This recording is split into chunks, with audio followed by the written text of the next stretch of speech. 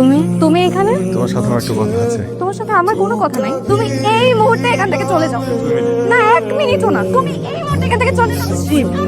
কথা শুনো, আমার জাস্ট 2টা মিনিট, জাস্ট 2টা মিনিট। আই প্রমিস আমি চলে যাবো। Just 2 minute please. এগুলো কি পাগলামের মালিক? আগেও বলেছি তোমাকে, এখনো বলছি, আমি তোমাকে ভালোবাসি, আমি তোমাকে মারাত্মক ভালোবাসি। আমার বাবার প্রতি আমার ক্রোধ ছিল, রাগ ছিল, এই কারণে আমি একটা পাগলামি করে বসছি। কিন্তু আমি তো ভুল বুঝতে পারছি যে আমি তো ছুটে আসছি তোমার কাছে, আমি তোমার বাবাকে কষ্ট দিতে গিয়ে তোমাকে কষ্ট দিয়ে বসছি, সেটা আমি তখন বুঝতে পারিনি। প্লিজ তুমি আমাকে মাফ করে দাও, আমি তোমাকে ভালোবাসি, প্লিজ প্লিজ।